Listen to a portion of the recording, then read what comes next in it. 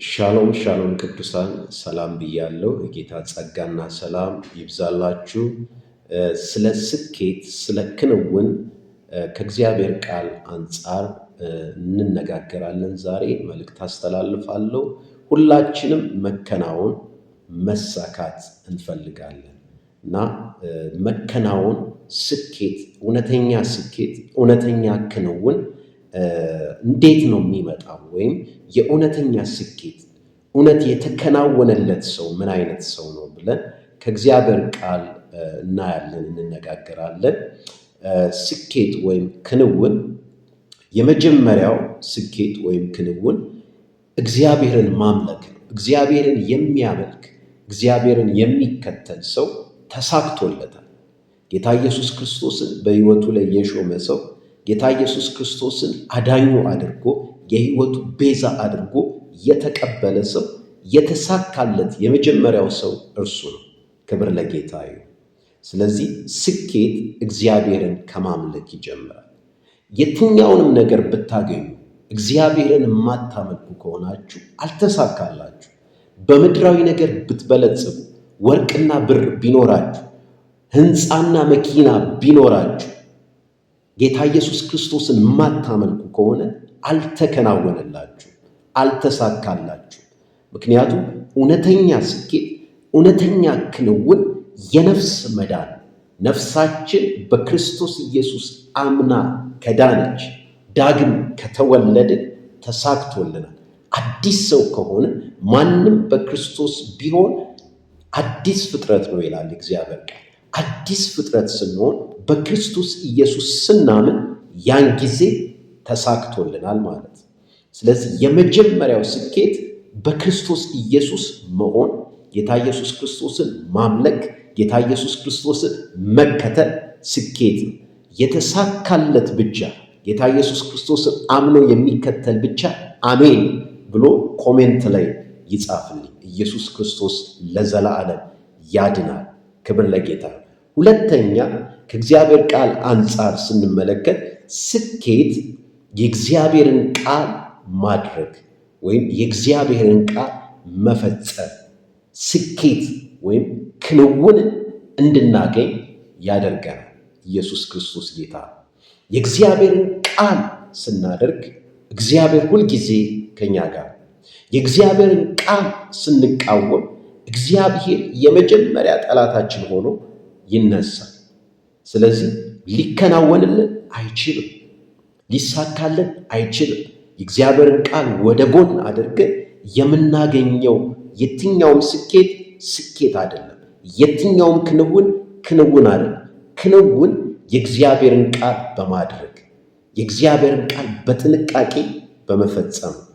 መጽሐፈ ኢያሱ ምዕራፍ 1 ቁጥር 8 ላይ ያለውን ቃል አብረን እናነባለን። እንደዚህ ይላል፣ የዚህ ሕግ መጽሐፍ ከአፍህ አይለይ፣ ነገር ግን የተጻፈበትን ሁሉ ትጠብቅና ታደርግ ዘንድ በቀንም በሌሊትም አስበው።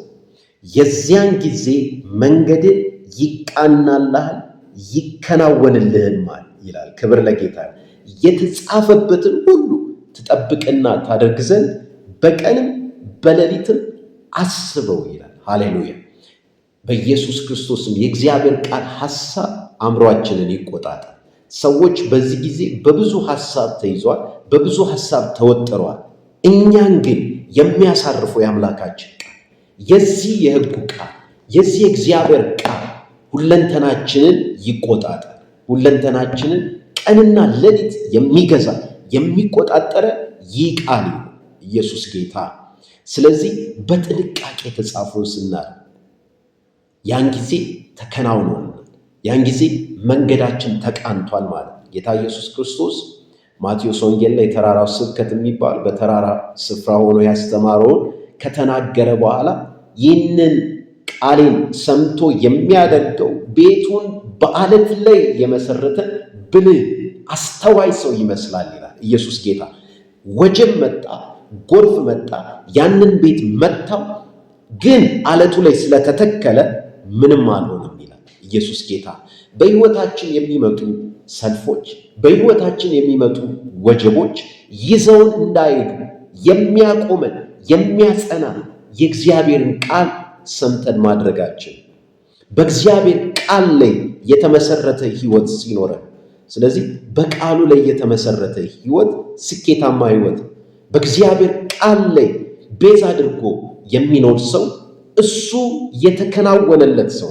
እመኑን፣ ሁሉ ነገር ይከናወንለታል። እመኑን፣ ይሳካለታል። ኢየሱስ ጌታ። በሰማይ ስኬት የእግዚአብሔርን ቃል በማድረግ ያ ስኬት ደግሞ በምድር ላይ ፍሬያማ እንድንሆን ስኬታማ እንድንሆን ያደርገናል። ክብር ለጌታ። ሶስተኛው ስኬት በእግዚአብሔር መንፈስ አማካኝነት ትንቢተ ዘካርያስ ላይ ሄደን ስንመለከት ምዕራፍ 4 ቁጥር 6 ላይ ጌታ እግዚአብሔር መልእክትን ላከ ለዘሩባቤል።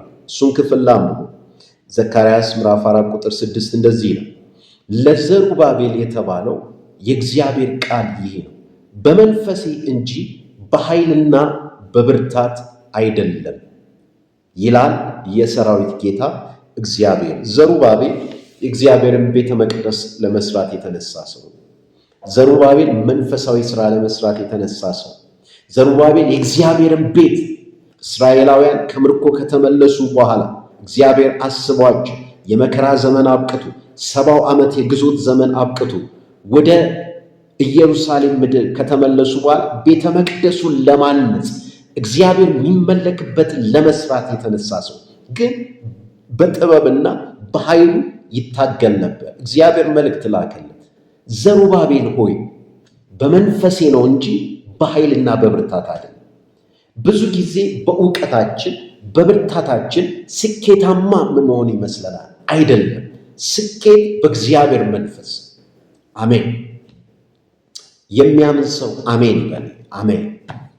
ስለዚህ ስኬታማ የምንሆነው በእግዚአብሔር መንፈስ፣ በእግዚአብሔር መንፈስ ሙላት፣ በመንፈስ ቅዱስ የተሞላ ሰው ስኬታማ ሰው፣ በእግዚአብሔር መንፈስ የሚደገፍ ሰው ስኬታማ ሰው።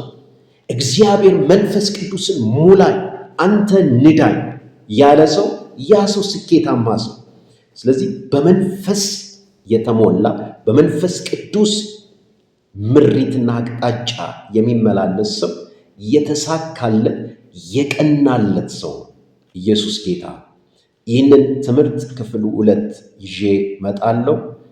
ኢየሱስ ክርስቶስ ይባርካችሁ። ይህንን የዩቲዩብ ገጽ ላይክ፣ ሼር፣ ሰብስክራይብ እንድታደርጉ በጌታ ፍቅር አሳስባለሁ። ተባረኩ።